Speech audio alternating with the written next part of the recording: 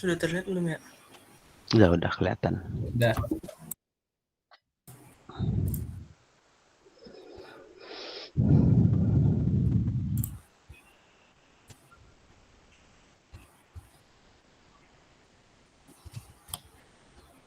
Assalamualaikum warahmatullahi wabarakatuh. Waalaikumsalam warahmatullahi wabarakatuh. Kami dari kelompok Haiku akan mempresentasikan tentang haiku. Yang pertama, anggota kelompoknya ada Alif Nur Irfandi. Apakah sudah hadir? Hadir. Yang kedua ada Azaria Surya Abioso. Apakah sudah hadir? Hadir. Yang ketiga ada Hudiana. Apakah sudah hadir?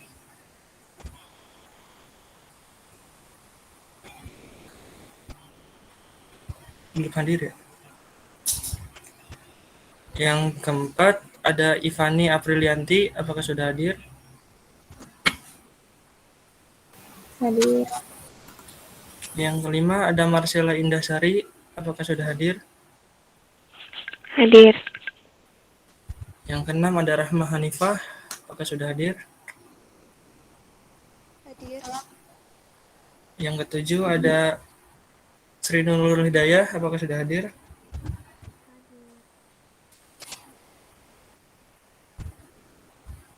Sri Nurul?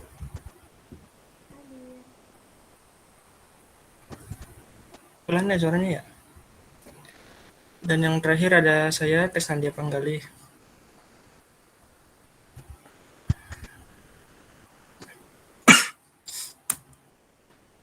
Yang pertama untuk definisi akan dibacakan oleh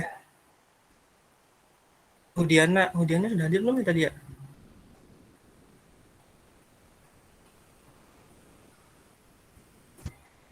Belum ya?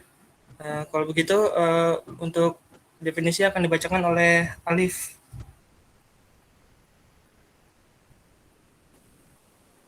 Kepada Alif dipersilakan.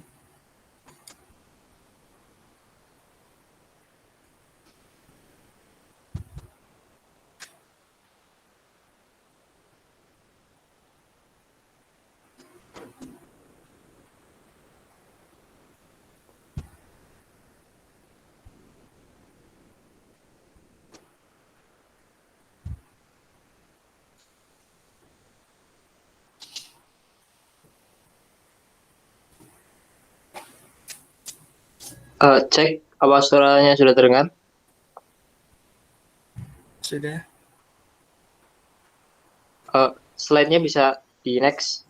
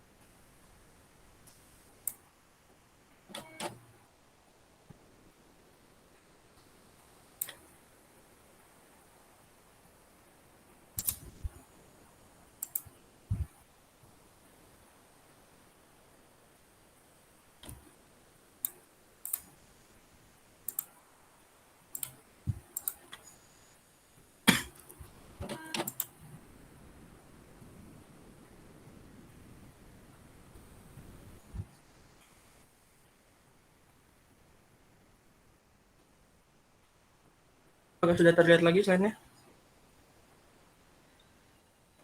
Iya sudah. Tadi ke definisi haiku dulu ya. Di slide yang ketiga.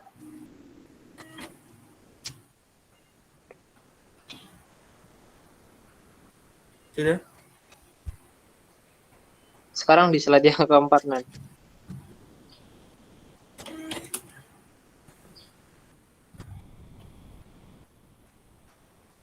Ini macet lagi ya?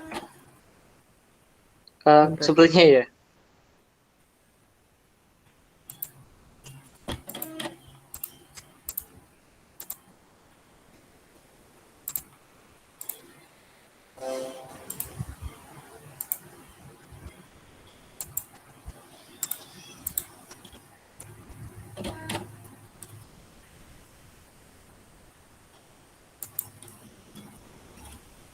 Nah ya sudah.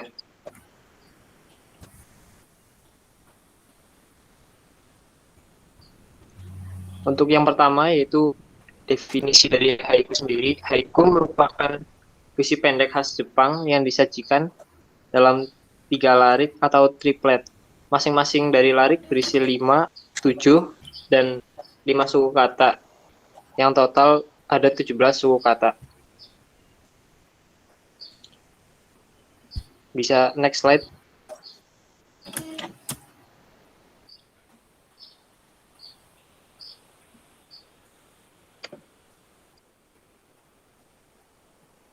Udah keganti belum ya?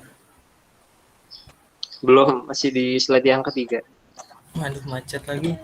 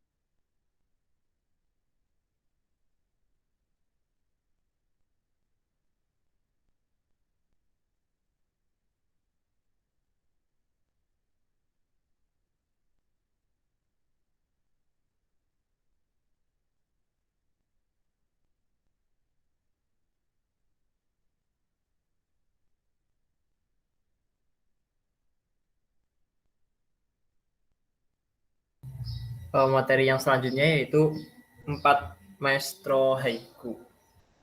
Yang pertama, ada Basho Matsuo. Penyair Basho Matsuo ini menjadi yang pertama dan orang terpenting dalam dunia puisi pendek. Basho mungkin tidak menjadi seorang yang pertama kali menemukannya, akan tetapi ada banyak penyesuaian yang telah ia lakukan. Hasilnya adalah karya yang dihasilkan setelahnya menjadi lebih efektif dan banyak mendapat pujian. Ketika berusia 38 tahun, Basho mulai mempelajari Zen dan benar-benar meninggalkan kehidupan duniawinya. Ia berhasil memberikan permainan kata yang pintar dengan tafsiran yang cukup rumit serta pilihan kata yang pas. Pembaca dipaksa mencari arti sendiri di balik puisi yang diciptakan karena perasaan penulis cenderung mendung tidak pasti. Kemudian yang kedua ada Busong Yosa. Busong Yosa ini memiliki gaya yang sedikit berbeda dengan Basho. Busong Yosa menulis puisi yang seakan penulis sedang melakukan monolog. Puisi yang dihasilkan dianggap lebih bisa melukiskan keadaan sebenarnya dan bahkan dianggap lebih brilian dibanding puisi Basho. Dalam beberapa karyanya ada corak unik yang tampak seperti sapuan kuas tidak rata yang disengaja oleh penulisnya. Tidak hanya pandai menulis, Bushom juga pandai melukis, sehingga ia dianggap sebagai sosok yang sedikit mistik namun sangat brilian. Gaya tulisan Bushom seperti menganggap puisi adalah dunia cahaya yang cocok menjadi tempat melarikan diri. Kemudian yang ketiga ada Isa Kobayashi. Isa sendiri merupakan penulis puisi haiku yang kepandaiannya dikatakan menyaingi Basho sang maestro. Penulis satu ini cenderung punya tipe tulisan yang perasaan penulisnya bisa disentuh dengan mudah, maksudnya oleh si pembaca. Secara teknis, Isa tidak dianggap begitu mahir. Terbukti dari 20.000 puisi yang sudah diciptakan, hanya beberapa ratus yang luar biasa. Banyak orang yang lebih memuji Iso karena keberaniannya menempuh jalan tulisan puisinya sendiri tanpa meniru. Kemudian yang terakhir ada Shiki Masaoka. Shiki ini mulai menulis puisi pendek ini ketika sudah muncul berbagai gaya puisi klasik lainnya dan mulai ketinggalan zaman. Tidak hanya pandai menulis, Shiki juga melakukan beberapa riset mendalam tentang haiku, termasuk menerbitkan beberapa jurnal. Banyak kritik pedas yang dilontarkan oleh Shiki terhadap dunia puisi pendek ini, mulai dari hinaan terhadap masternya. Ia menganggap Basho berhasil menulis puisi hebat dan melawan orang yang menulis tulisannya sebagai tulisan gagal. Selanjutnya saya serahkan kepada moderator. Ya, terima kasih kepada Alif. Selanjutnya akan dibacakan oleh Marcella. Pada Marcella dipersilakan. Struktur haiku. Yang pertama ada pola haiku. Haiku pada dasarnya memiliki pola 5-7-5. Bahkan ada sebagian literatur yang menjelaskan bahwa pola 5-7-5 adalah pola wajib yang harus ada pada sebuah haiku. Namun seiring perkembangan zaman, pola 5-7-5 ini sudah tidak lagi bersifat kaku. Ada beberapa penyair haiku yang membuat haiku dengan pola berbeda. Next. Contoh haiku yang berpola 5-7-5. Shizuka saya Hanasaki ni wa no haru no ame. Artinya betapa sunyinya halaman berbunga hujan musim semi. Yang kedua ada kigo. Kigo itu kata-kata yang menggambarkan keempat musim di Jepang. Fungsi adanya kigo adalah untuk mengetahui pada musim apa haiku tersebut dibuat dan bagaimana perasaan penyairnya.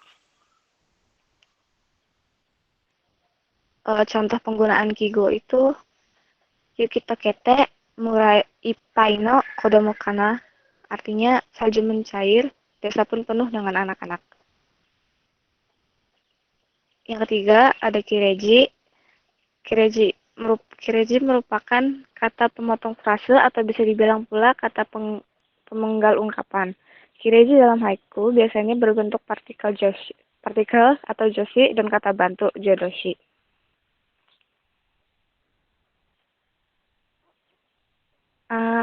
Ada contoh haiku oleh Matsuo Basho. Saza samazama no koto omoidasu sakura kana. Nah, yang kedua punyanya Kobayashi Isa, Furu Hinaya, Garakuta Mise no Hinata Boko.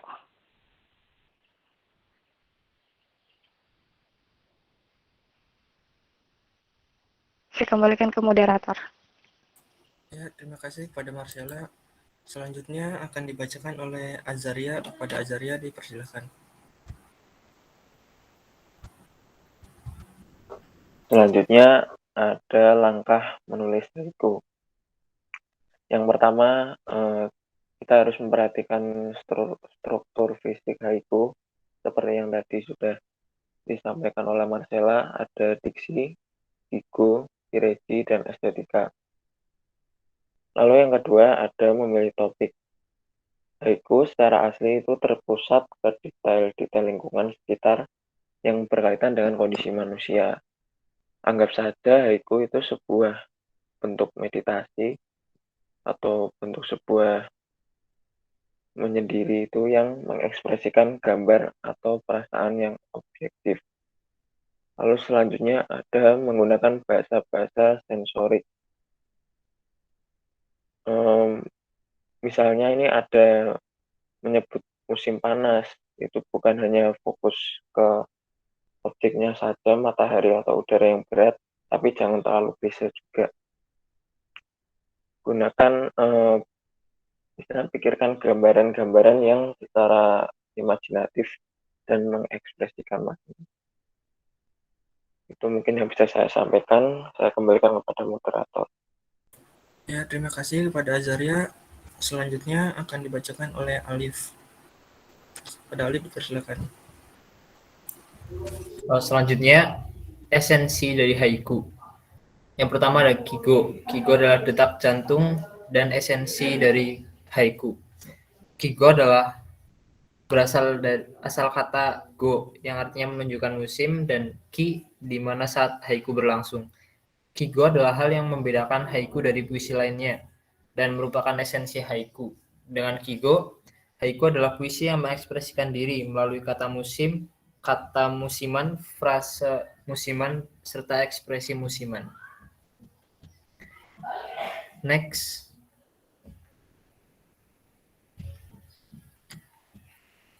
Selanjutnya ada modernisasi haiku, di mana seiring perkembangan zaman, aturan-aturan dalam penulisan haiku sudah mulai ditinggalkan. Kemudian ada juga pendapat dari Masao Kashiki yang berpendapat bahwa haiku harus dibebaskan dari formalisme dan seni yang dibuat-buat. Terima kasih, saya serahkan kembali kepada moderator.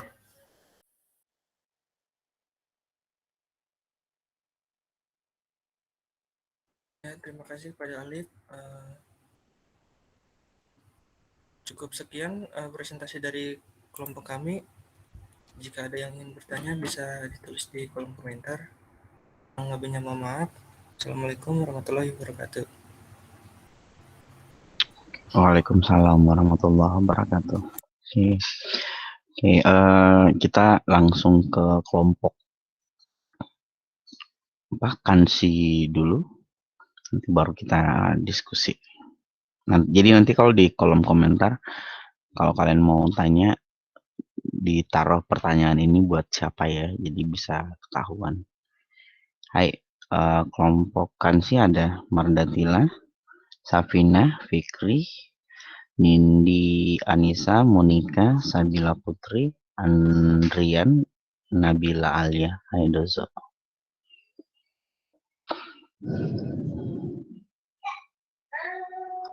Ada kelompok Kanshi. Sensei. Hai. Tunggu sebentar ya, Sensei. Hai.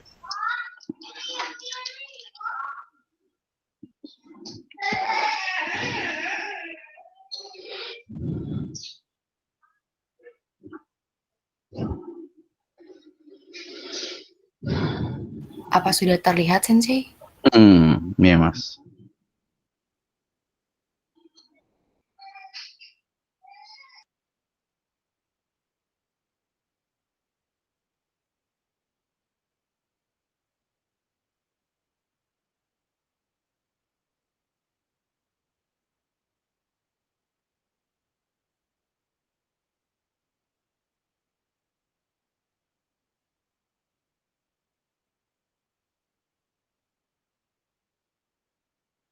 Tunggu sebentar ya, Sensei. Hai, dozo.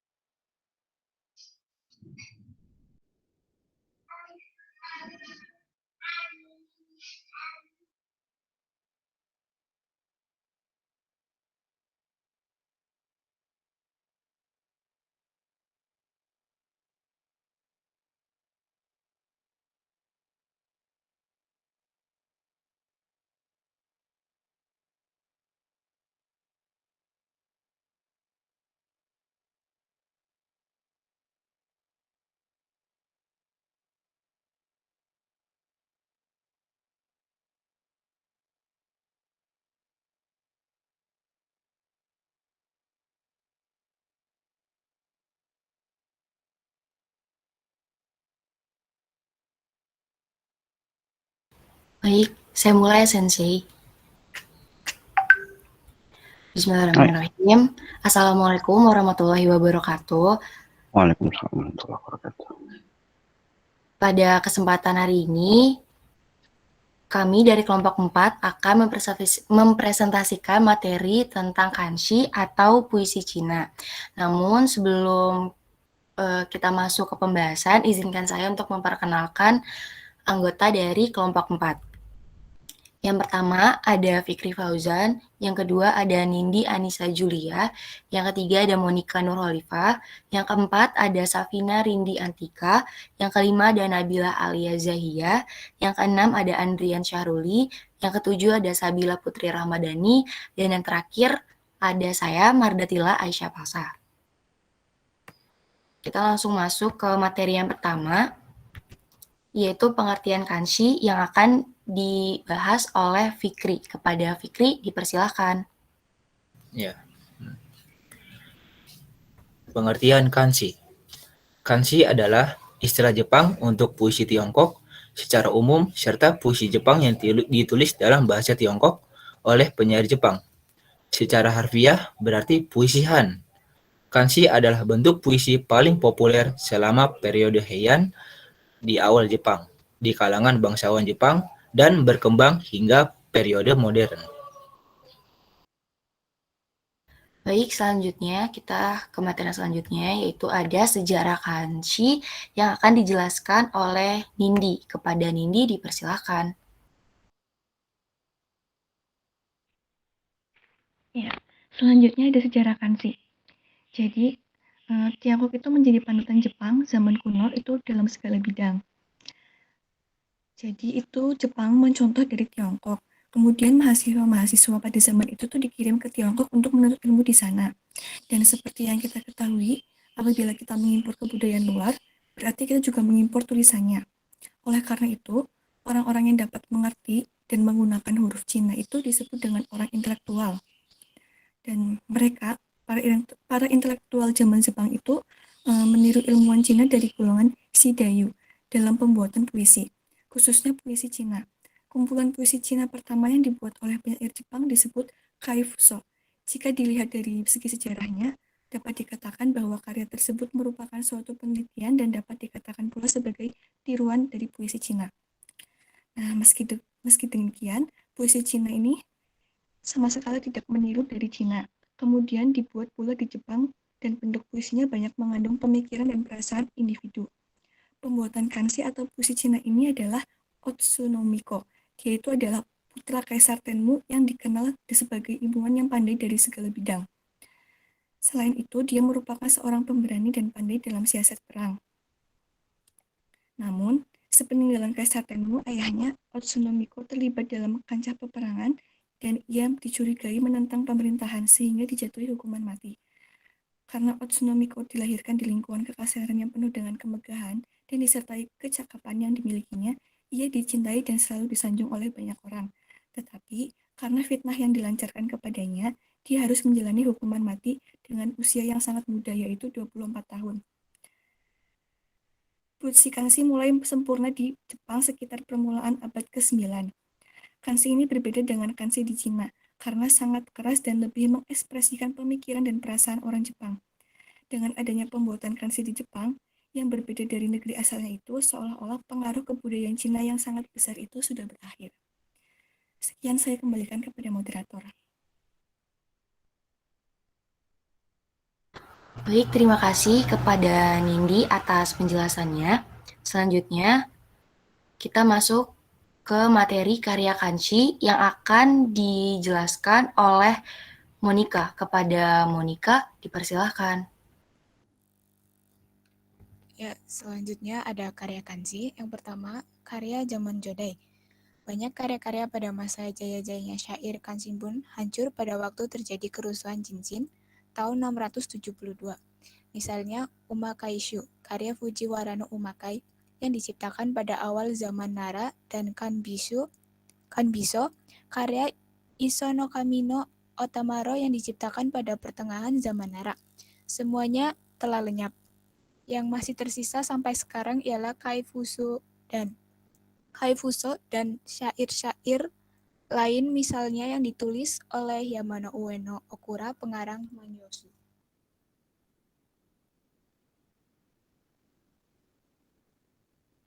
Pada zaman itu tidak terlihat adanya syair-syair yang panjang. Syair Okura yang berjudul Jin Ajaibun yang menceritakan perasaan penyair sendiri termasuk panjang. Ia menuturkan Sokudo no Karini ai Sunawachi Hanare Saria Suku Todomari Kataki Koto Kanashiburu Uta. Artinya di dunia ini tidak ada pertemuan yang kekal, ada pertemuan harus ada perpisahan. Perbedaan dengan syair-syair Kaifuso, syair ini penuh dengan ratapan tentang kegagalan dan kepedihan hidup manusia. Kaifuso diciptakan pada tahun 751. Penyusunan dikatakan adalah Omi no Mifune atau mungkin juga orang lain. Dalam hal ini tidak jelas. Umumnya, tiap bait terdiri dari 5 huruf kanji, yang terdiri dari 7 kanji juga ada tetapi tidak banyak. Seluruhnya berjumlah 120 bagian ditambah kata pengantar. Jumlah ini bisa berubah tergantung buku asal yang ditinggalkan sampai sekarang. Penulisnya ada 64 orang, terdiri dari kaisar, pangeran, kepala suku, pejabat keraton, pendeta, dan lain-lain, terbatas pada golongan yang mendapat pendidikan. Kaifuso ini umumnya berisikan syair-syair yang mengisahkan pesta-pesta. Penyair berpesiar naik perahu sambil minum arak, dan syair jawaban terhadap permintaan kaisar. Syair jenis ini merupakan pelopor untuk perkembangan Kang Bungaku, kesusastraan Cina yang berkembang di Jepang. Pada awal masa Heian, banyak pula yang isinya mengisahkan berpesta di Istana Kaisar ataupun Istana Kaum Bangsawan. Kemudian karena teknik pembuatannya tidak sukar, maka sudah menjadi populer. Berikut ini dikemukakan contoh karya Pangeran Otsunomiko yang mengungkapkan perasaan hatinya yang penuh dengan kesedihan. Kinu seihani terai kosei tanmeo o unagasu senro hinsu nashi kono yube ie wo sakarite mukau.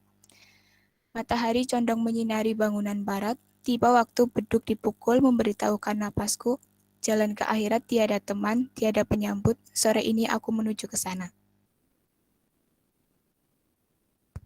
Sekian dari saya kembalikan ke moderator. Baik, terima kasih kepada Monica atas penjelasannya. Selanjutnya, karya Kanshi pada zaman Heian akan dijelaskan oleh Safina. Kepada Safina, dipersilakan. Hai, terima kasih. Karya sebentar ini. Karya Kansimbun zaman Heian. Pengarang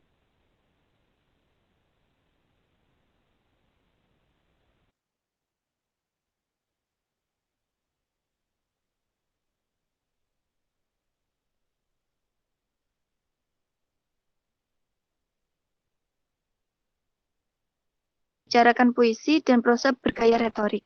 Sugawara no Michizane menyusun Kankei Bunko dan mempersembahkannya kepada Kaisar Daigo 9000 sampai 934. Sebuah karyanya lagi yang berjudul Kankei Kuso ditulisnya ketika ia berada di dalam pengasingannya di Dazaifu atau Fukuoka.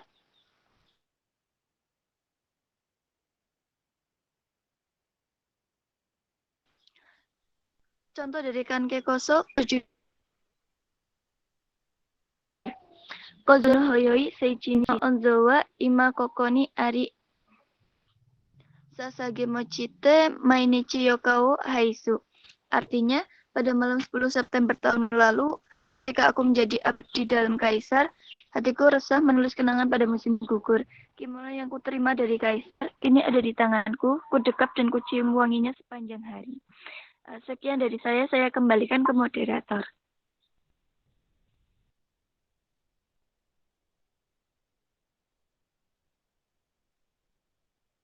Baik, terima kasih kepada Safina atas penjelasannya. Selanjutnya masuk ke materi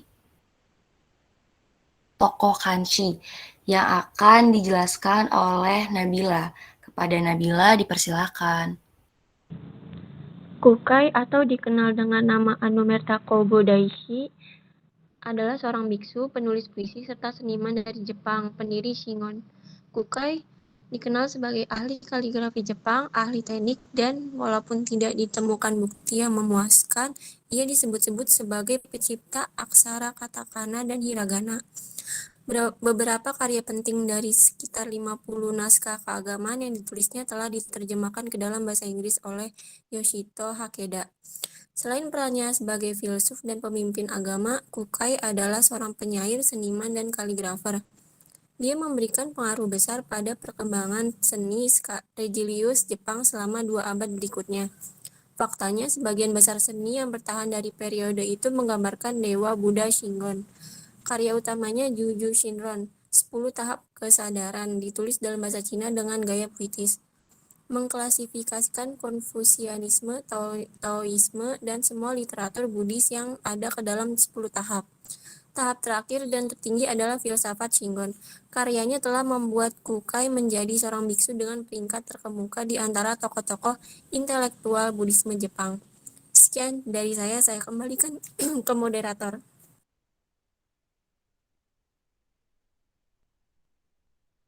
Baik, terima kasih kepada Nabila atas penjelasannya. Selanjutnya, materi selanjutnya akan dijelaskan oleh Sabila Putri. Kepada Sabila dipersilakan. Sugawara no Michizane, yang juga dikenal dengan nama Kanshojo atau Kanke, adalah seorang sarjana, penyair, dan politikus dari zaman Heian di Jepang. Ia dikenal sebagai seorang penyair yang handal, yang sebagian besar berada dalam bidang puisi Tiongkok, dan sekarang dihormati sebagai dewa pengertian Tenman Tenjin, sering disingkat Tenjin. Pada tahun 866, ia diangkat sebagai gubernur provinsi Sanuki selama 4 tahun, dan pada tahun 877, ia diangkat sebagai profesor sastra Cina, posisi yang dipegangnya selama 10 tahun. Pada tahun 899, Kaisar Uda memberinya gelar Udaijin, tapi sayangnya kecemburuan dari klan Fujiwara membuatnya diasingkan pada tahun 901 setelah mereka menuduhnya berkhianat terhadap Kaisar Daigo. Ia diasingkan ke Dazaifu di Kyushu dan meninggal pada tahun 903 dan tetap menyatakan dirinya tidak bersalah. Dikatakan ia meninggal karena kekurangan gizi. Puisinya mirip dengan puisi leluhurnya Haji no Mimichi, karena keduanya menggunakan bunga plum untuk mengekspresikan kesedihan. Puisi khusus ini dapat ditemukan di Shin Wakashu. Onono Takamura adalah seorang bangsawan periode Heian, hidup dari tahun 802 hingga 852, yang juga dikenal karena puisinya. Dari bukti yang telah dikumpulkan, kemungkinan besar ia dibesarkan di Provinsi Mutsu, di mana ayahnya adalah gubernur. Dia kemudian menjadi penasihat Kekaisaran Sangi, kemudian mengembangkan pengetahuannya tentang sastra dan puisi Tiongkok. Mengenai puisinya dikatakan bahwa dia baik dalam genre Cina dan Jepang. Sayangnya seluruh koleksi karya Cinanya kini telah hilang. Namun beberapa puisi dan prosa bertahan dalam kumpulan puisi Tiongkok lainnya, seperti Keikokushu, Wakanre Roeishu, dan Honcho Monzui. Puisi-puisinya yang lain bertahan karena diadopsi sebagai lirik untuk lagu dan tarian. Takamura memiliki koleksi puisi pribadi yang memiliki banyak nama, di antara Takamurashu, Onono Takamurashu, Takamura Nika, dan Takamura Monogatari. Sekian dari saya kembalikan ke moderator. Baik, terima kasih kepada Sabila atas penjelasannya. Selanjutnya, materi selanjutnya akan saya sampaikan sendiri. Selanjutnya ada Oeno Masafusa. Oeno Masafusa adalah seorang penyair, sarjana, dan guru terkenal di bawah Kaisar Shirakawa, Horikawa, dan Toba. Masafusa paling dikenal dengan gelarnya, yaitu bertindak konselor tengah. Pada 1060 Masehi, Masafusa menjadi terkenal sebagai penulis karya terkenal, yaitu Goke Shidai. Untuk acara seremonial dan publik di abad ke-11, ini menjadi salah satu sumber informasi bersejarah yang paling berharga. Pada tahun 1111, Masafusa meninggal pada usia 71 tahun. Ini adalah beberapa teks yang ditulis oleh Masafusa. Yang pertama ada Goke Shidai, ini ditulis pada awal abad ke-12. Yang kedua ada Goto Tokugan Monshu, ini ditulis pada pertengahan hingga akhir abad ke-11. Yang ketiga ada Yujoki, yang keempat ada Kaira Shiki, yang kelima ada Rakuyo Dengakuki, yang keenam ada Zoku Honcho Ojoden, yang ketujuh ada Go Dansho, yang kedelapan ada Roei Gochu, yang ke-9 ada Honcho Shinsenden. Ini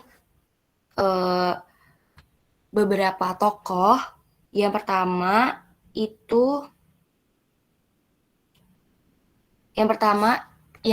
ini itu Kukai, yang kedua ini Sugawara, yang keempat ini Ono, dan yang terakhir ini adalah Oeno. Sekian presentasi tentang materi kanji dari kelompok 4. Wassalamualaikum warahmatullahi wabarakatuh. Waalaikumsalam warahmatullahi wabarakatuh. Oke. Ya. Terima kasih ke kelompok 3 dan 4 yang bahas tentang haiku dan kanji. Ada banyak hal yang menarik mungkin dari yang bisa jadi untuk didiskusikan, tapi saya persilahkan ke yang lain buat Siapa tahu ada yang mau ditanyakan lebih jelas atau mungkin ada yang mau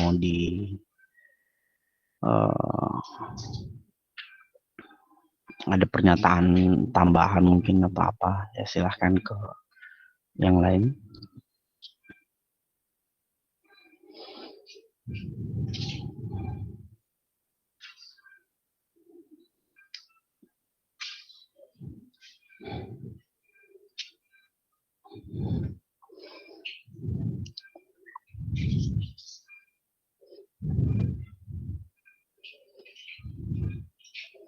Sambil kayaknya nggak usah ini deh, nggak hal-hal yang ringan juga bisa didiskusikan. Jadi lebih ya cara paling sederhana untuk bisa memahami sesuatu, apalagi ini sesuatu yang baru di telinga kita, itu ya kita mencoba membandingkan dengan yang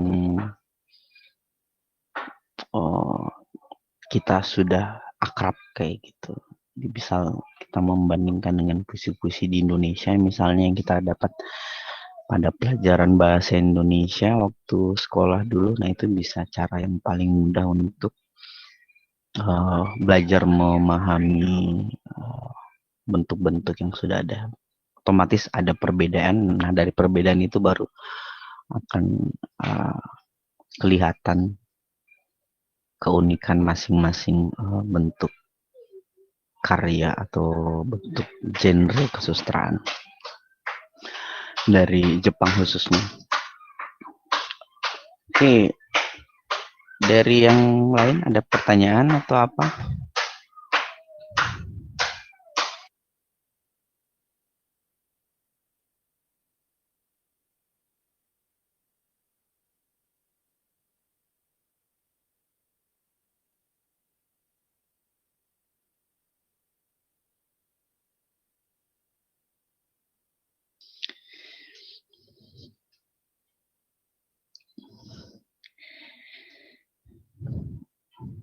Gak ada, sepi temen.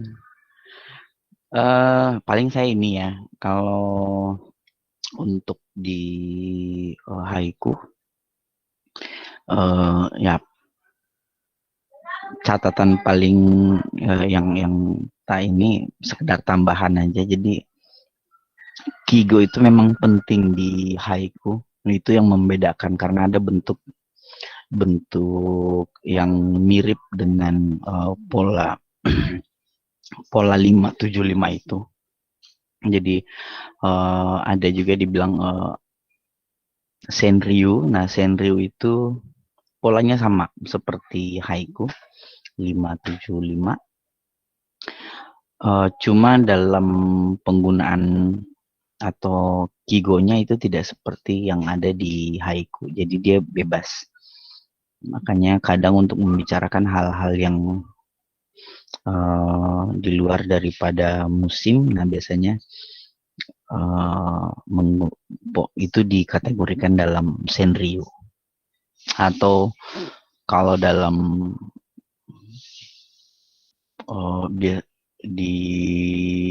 ingin menyampaikan pepatah atau mungkin sifatnya untuk kayak macam pantun jenaka, nah itu tidak menggunakan kigo, makanya dia lebih kepada pesannya.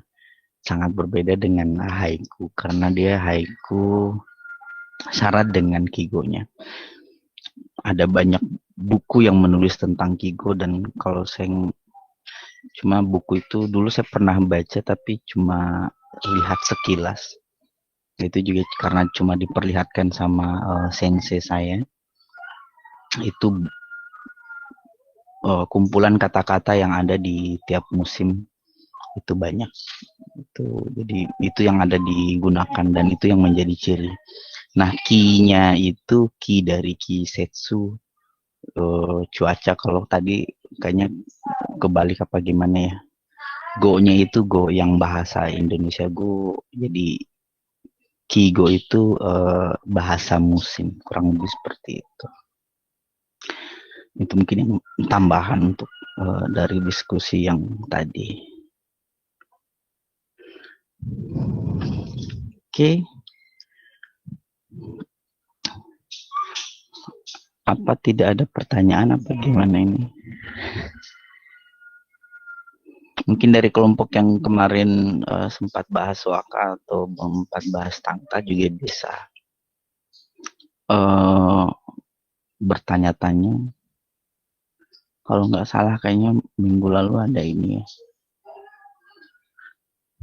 beberapa catatan-catatan. Untuk kanshi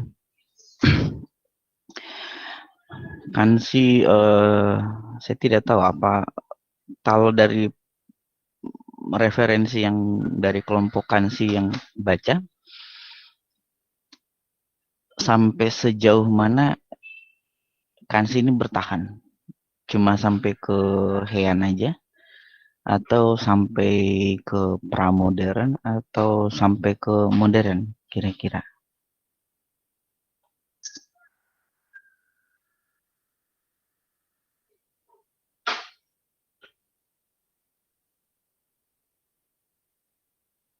Karena biasanya ada karya-karya yang bertahan ya, seperti haiku kalau nggak salah juga ada naik pasang surutnya istilahnya kalau dalam ya, ada satu masa yang memang ini. Cuma kalau haiku sampai sekarang itu bertahan karena banyak itu juga jadi kayak macam produk budaya yang terkenal dari Jepang ke orang-orang Inggris, ke orang di luar Jepang, ke kita juga di Indonesia. Kalau nggak salah itu ada banyak grup haiku. Nah, kalau kanshi ini seperti apa?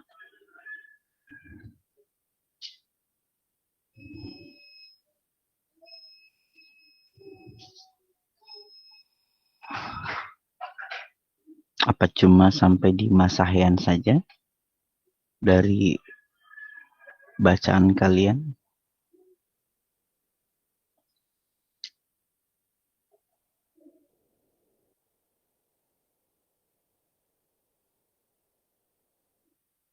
Kalau dari yang kami cari cuma sampai zaman Heian aja, Sensei. Sama Heian aja ya? Nama-namanya juga itu nama-nama zaman Heian ya?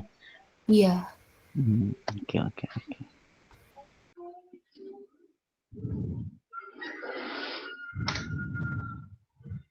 Ya mungkin ini ya. Kecenderungan, memang ada kecenderungan sih untuk bukan cuma di Jepang, tapi kalau Jepang sendiri kasusnya meskipun banyak mengambil budaya-budaya dari luar, tapi budaya selalu untuk kembali ke tradisi itu juga kuat kalau kita lihat pola-pola pergerakan kebudayaan masyarakat Jepang seperti itu. Jadi ada masa-masa tertentu di mana mereka juga keinginannya kembali, dan itu kayaknya semua tempat, semua bangsa juga mengalami hal yang seperti itu. Misal di Indonesia juga. Nah, kayaknya cuma di masa Heian, karena Heian mungkin kesulitan besar dari kanji itu ya dalam bentuk penulisannya sendiri, itu menggunakan bahasa Tiongkok. Jadi itu mungkin juga yang menjadi penyebab tidak terlalu bertahan lama.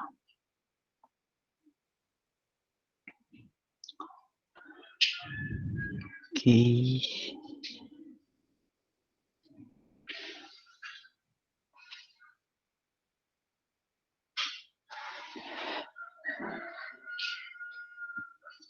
Dari yang lain bagaimana? Ada yang mau ditanyakan?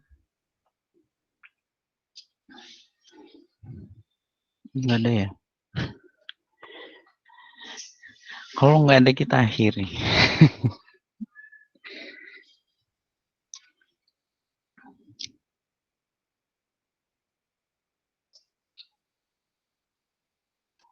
Nah, atau kita ini banyak pertanyaan kalau pertanyaan ke kelompok Kansi. Kalau kita baca Waka minggu lalu ada pola-polanya khas di 575, 77, terus ada itu tentang kayak ada 575, 775, 775, 775. Nah, seperti itu ada ininya. Nah, kalau di Kansi sendiri apakah pola itu juga bertahan atau seperti apa? Atau pola itu juga diterapkan dalam Kansi?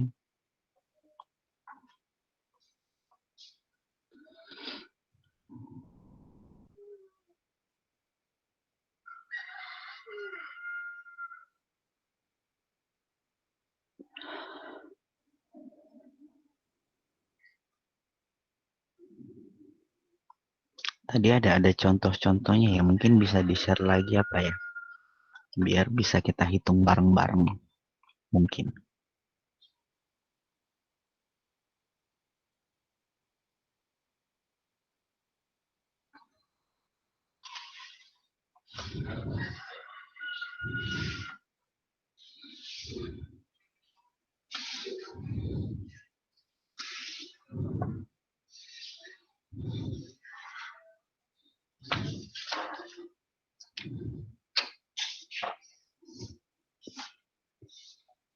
Bisa di share lagi yang Kansi tadi contoh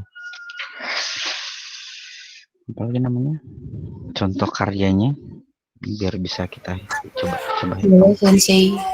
Tunggu sebentar ya, Sensei. Bagus ada soundtracknya.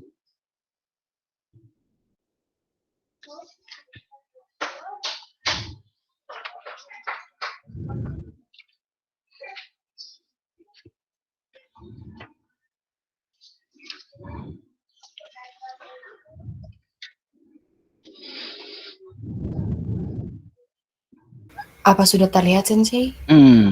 Ya, di bawah mungkin ya.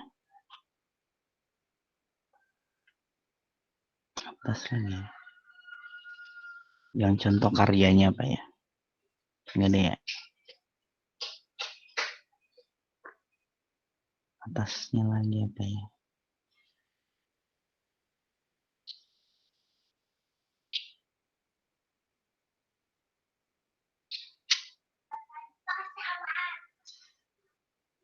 Itu coba.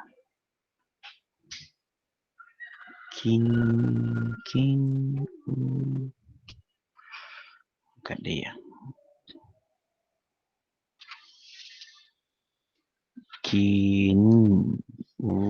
Seiha ni terai koseitan ki nggak ada ya. Ro hi enshu nashi konoju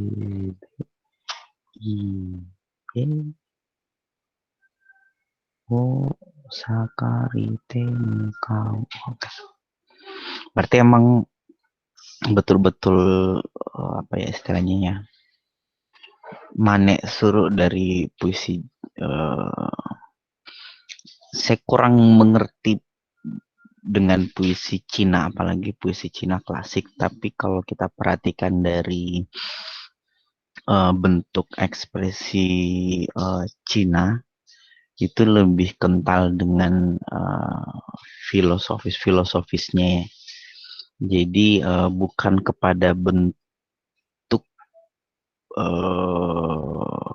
penyampaian karyanya, tapi lebih kepada kontennya, isi yang dari karya itu yang mau disampaikan apa, atau pesan yang mau disampaikan. Dan kalau mau dari segi bentuk, kayaknya yang paling kuat itu adalah karena dari Cina itu punya banyak cara pengucapannya agak sedikit ini, jadi maka kayaknya mereka mainnya itu main-main di matranya. Matra itu seperti kayak macam permainan bunyi-bunyi, kayak macam mungkin kalau di kita itu ada rima yang berakhiran u, jadi misal kayak macam a. Nah itu yang ada dalam puisi, bentuk-bentuk puisi yang kita kenal dengan akhiran rima yang hampir sama. Atau mungkin kalau di puisi ini mungkin kalian bisa perhatikan ada kesamaan a, i, iu. Nah itu kan ada rima-rima tersendiri. Nah sedangkan mungkin kalau di bahasa, di karya-karya Jepang, kalau kalian membaca haiku atau waka, dia cenderung tidak memperhatikan bentuk-bentuk akhiran yang sama itu. Makanya sangat ketat pada jumlah karakter yang digunakan, itu 575. Nah ini juga bisa jadi sedikit tambahan pada kita dari perbandingan karya ini. Jadi memang untuk puisi kanji itu, puisi Cina, itu mengambil ya sama mungkin kayak macam kita di Indonesia, orang kita menulis dalam puisi berbahasa Jepang, atau mungkin orang kita menulis puisi dalam bahasa Inggris. Nah, jadi begitupun dengan orang Jepang ketika menulis dalam bahasa Cina, maka yang coba diterapkan itu selain bahasanya itu adalah bentuk-bentuk puisinya sendiri. Dan kalaupun ini tidak bertahan dari segi penggunaan, tapi dari segi bentuk penyampaian, artinya struktur itu tetap bertahan. Jadi yang hilang adalah penggunaan bahasa Tiongkoknya, tapi bentuk puisi yang bebas seperti ini itu nanti yang dikenal dengan shi, atau kalau dalam puisi modern ya disebutnya dengan shi biasa aja, shi. Jadi itu yang disebut puisi dalam kesusastraan Jepang. Jadi mungkin, tapi dalam shi juga kayaknya kalau kita membaca karya-karya yang di kanji ini, karena dekat erat kaitannya antara Buddhism dan Confucius, pemikiran-pemikirannya Confucianism. Nah itu semua ada pengaruh yang besar dalam kanji. Di haiku juga ada. Kalau kita kemarin belajar ideologi itu banyak juga dipengaruhi dari dua pengaruh itu. Nah dalam shi secara umum itu juga banyak bukan juga dipengaruhi oleh itu saja, tapi banyak juga karena pada era-era modern Jepang, pemikiran Barat, mungkin nanti setelah UTS baru dibahas itu mulai masuk ke Jepang, dan itu semua memberikan pengaruh yang besar kepada bentuk-bentuk karya sastra Jepang. Jadi yang bertahan dari kanji ini penggunaan bahasanya tidak lagi digunakan, tapi bentuk yang bebasnya itu lepas dari rima, bukan rima, silabel 575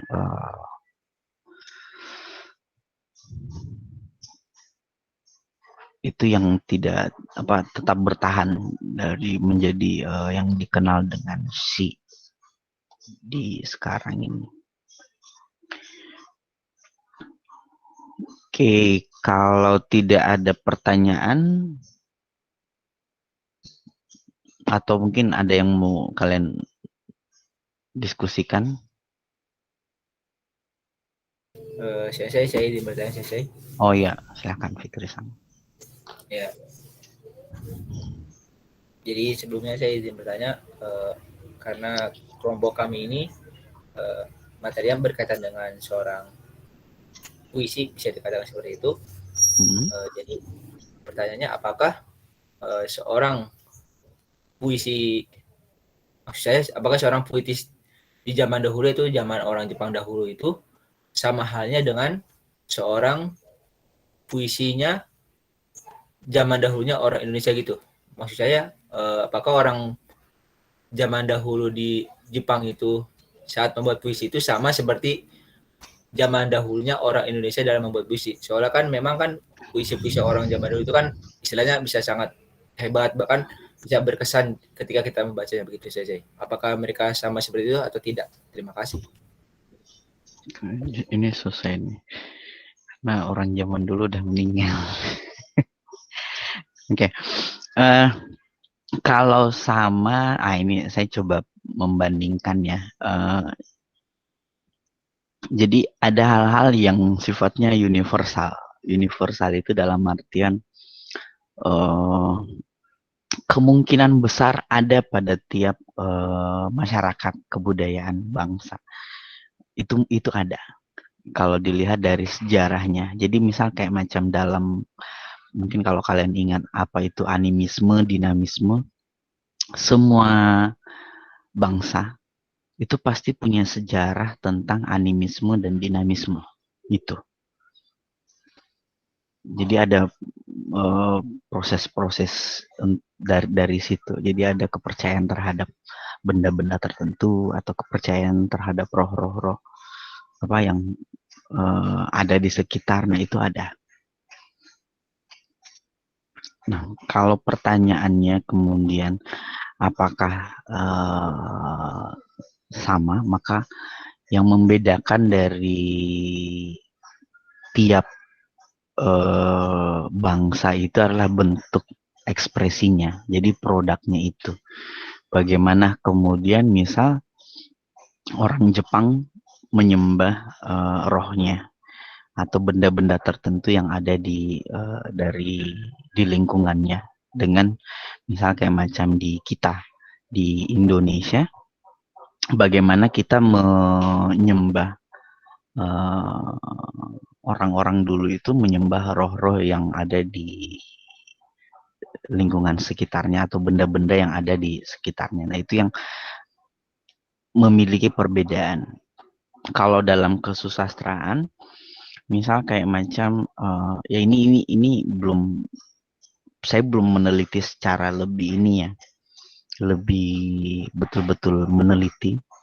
Tapi ada beberapa gejala-gejala. Jadi misal kayak macam dalam legitimasi seorang raja atau seorang kaisar untuk berkuasa, itu selalu memiliki mitologi. Jadi itu sebagai alat untuk legitimasi atau pembenaran bahwa dia itu berbeda dengan manusia yang lain, sehingga dialah yang berhak untuk berkuasa. Di Jepang, mitologi itu muncul sebagai keturunan dewi atau dewa matahari, itu Amaterasu. Di kaisar pun seperti itu. Di Cina ada seperti itu. Di Indonesia itu juga, bukan sebelum jauh ke Indonesia, di masa-masa kerajaan itu ada mitologi-mitologi yang berbentuknya seperti itu. Begitu pula di kebudayaan-kebudayaan di luar sana. Itu ada hal yang sama. Dan kalau kita lihat ada pola-pola tertentunya, misal pola-pola yang universal, misal kayak macam dunia langit dan dunia bawah, atau ada bumi itu di tengah, ada juga dunia yang paling bawah. Nah, itu yang tempat neraka yang kalau kita kenal itu ada. Dan nah, dari kesamaan-kesamaan seperti itu yang membedakannya mungkin dari bagaimana cara mengekspresikannya. Misal kalau kayak macam dalam mitologi itu apakah dibentuk, kalau Kojiki dengan Nihon Shoki itu dibentuk seperti apa. Nah, kalau di Indonesia seperti apa, itu yang membedakan, ada kekhasan sendiri. Begitu pula kita bisa, kalau di beberapa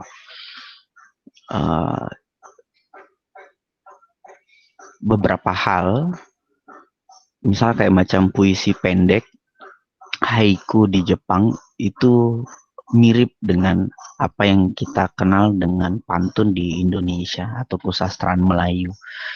Begitu pula dengan bentuk gaya rengga itu yang pantun yang berbalas-balas, kita juga ada di kebudayaan kita. Dan kalau kita perhatikan juga dari segi misal kayak macam Kigo dalam pepatah-pepatah atau dalam koto waza itu baik Indonesia maupun Jepang itu akrab dengan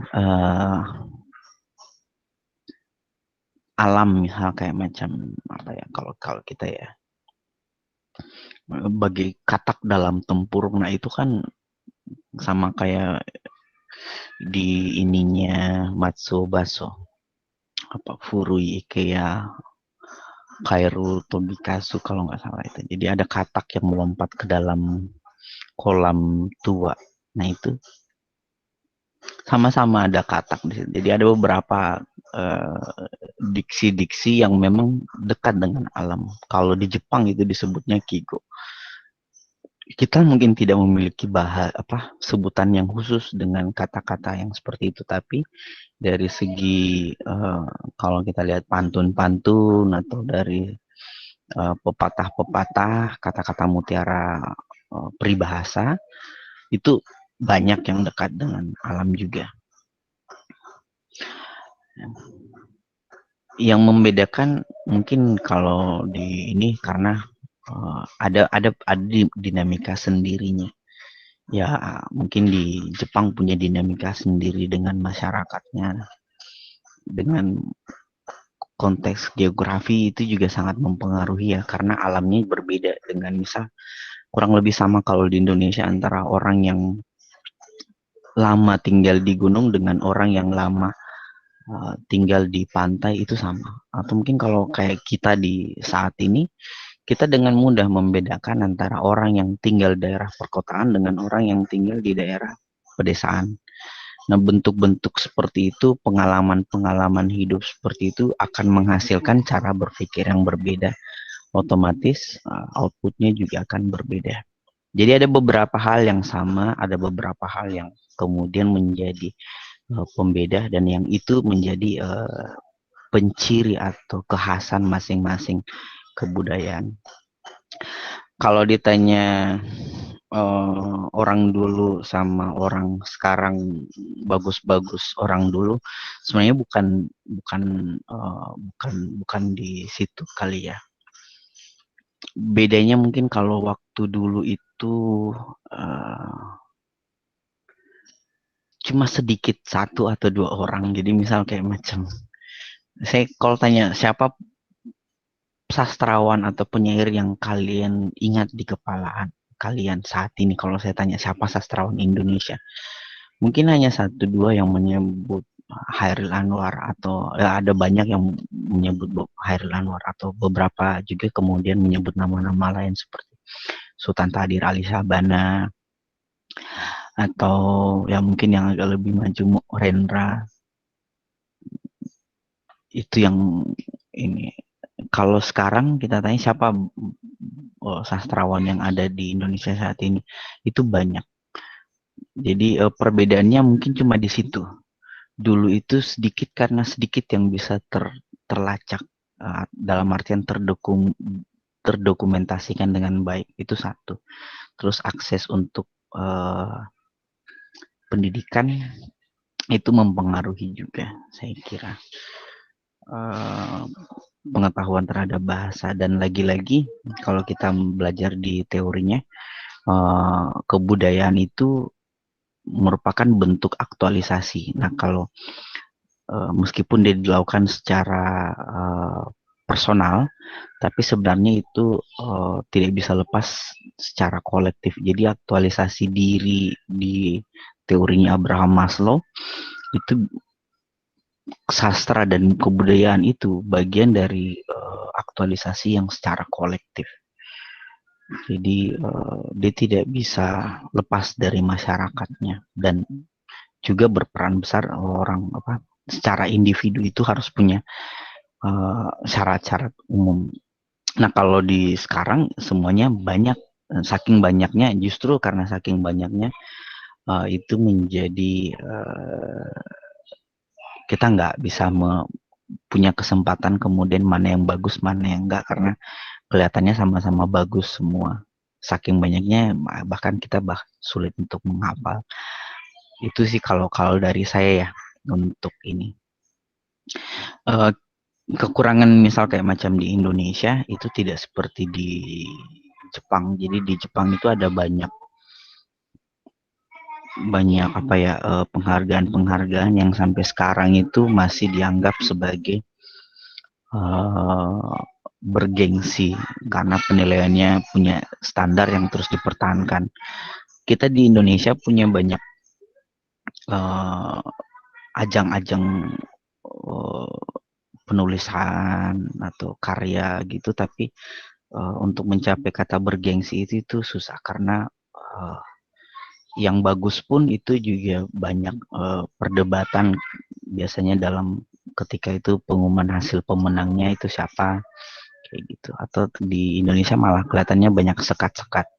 Jadi kelompok ini bikin penghargaan untuk kelompoknya sendiri, terus nanti jadi klaim kalau ini karya sastra yang bagus di masa milenial kayak gitu, itu bisa jadi klaim-klaim sendiri. Kurang lebih seperti itu. Itu yang kalau menurut saya masa lalu dan masa sekarang, saya pikir manusia itu masih punya potensi yang sama. Cuma perbedaannya kalau di masa lalu karena sedikit jadi gampang kita tahu, oh ini karena cuma satu yang menonjol. Kalau masa sekarang itu banyak, saking banyaknya kita nggak pernah tahu. Dan apalagi di masa sekarang kayaknya sastra itu mulai kehilangan apa ya istilahnya, orang nggak ada lagi magnetnya untuk kepada sastra karena ya mungkin kita mengalami penurunan, jadi bentuk aktualisasi itu tidak lagi menjadi penting. Jadi masih mungkin dalam tahap-tahap untuk memenuhi sandang atau pangan atau hal-hal yang keamanan misalnya. Nah itu bisa jadi pembahasan yang lain. Itu mungkin kalau dari saya, Fikrisan. Terima kasih atas informasinya. Ada lagi?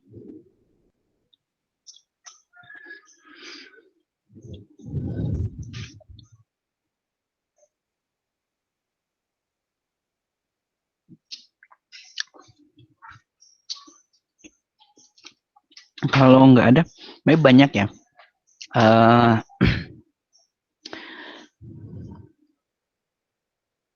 Karya sastra Jepang itu di satu sisi, nah ini kalau ketika kita belajar sastra pada saat ini, tujuannya itu sebenarnya untuk kita itu mengenal bentuk-bentuk sastra, meskipun kita tidak mengenal karya sastra yang di Indonesia seperti apa, kesastraannya seperti apa. Tapi dengan cara itu sebenarnya perlahan-lahan kita itu bisa membandingkan dengan yang kita sudah kenali sebelumnya. Secara nggak langsung kita juga belajar dengan bentuk-bentuk kesastraan milik kita sendiri. Jadi kita mengenal kayak gitu perlahan-lahan. Ya ada banyak catatan sebenarnya dari kesastraan Indonesia yang sebenarnya kalau kita mau melihat kepada karya sastra Jepang itu akan susah dibandingkan karena perjalanan sejarah Indonesia itu baru dimulai dari waktu yang hitungannya masih muda, agak berbeda dengan Jepang. Jepang mungkin punya kesamaan dengan kayak macam budaya Jawa karena di Jawa itu punya sudah sekian berabad-abad ke belakang. Jadi bisa kelihatan sebenarnya bentuk-bentuk kesastraan itu dari bahasanya. Lebih-lebih dengan bahasa kayak macam bahasa Cina atau Nah, itu kesastraannya lebih jauh lebih berkembang karena mereka punya sejarah yang panjang juga di Cina. Nah, itu yang menjadi kalau kita mau perhatikan melihat kebudayaan secara lebih luas, secara makro, bahasa itu adalah modal utama karena bahasa itu adalah media untuk berkegiatan dalam kesusastraan itu.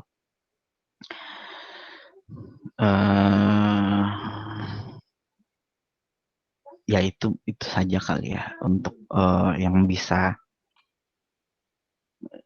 yang mau saya tekankan ke kalian. Jadi selain ada presentasi tadi, ada beberapa hal juga yang karena bahasnya kanji itu, jadi kita bisa melihat bagaimana suatu produk itu dilahirkan dari proses asimilasi itu ya. Jadi ada proses masuknya suatu kebudayaan ke kebudayaan yang ada, terus bagaimana dia diproses menjadi satu miliknya gitu. Nah, begitupun kalau kita bercermin ke kebudayaan kita, banyak terjadi hal yang sama. Oke, saya pikir itu saja di pertemuan kali ini. Sekali lagi terima kasih buat presenter dan terima kasih juga buat penanya serta yang lain yang menyimak. Semoga ada yang tersimpan dari pertemuan ini. Kalau nggak 100% ya minimal 50%. Untuk berapa persen. Nanti juga video ini juga nanti saya lupa minggu lalu itu saya nggak videoin. Jadi selain ada materi nanti kalau kalian mau kembali untuk menyimak bisa lihat videonya juga. Oke, seperti itu saja untuk pertemuan hari ini. Sekali lagi terima kasih dan mohon maaf kalau ada kekurangan-kekurangan dari mewakili teman-teman yang tadi presentasi. Ya, itu biasa, tapi mungkin nanti bisa untuk di presentasi berikutnya. Oke, saya akhiri, sampai jumpa minggu depan di diskusi Kindaisi sama satunya untuk kelompok 5 dan 6. Oke, assalamualaikum warahmatullahi wabarakatuh. Sehat-sehat semuanya. Selamat pagi.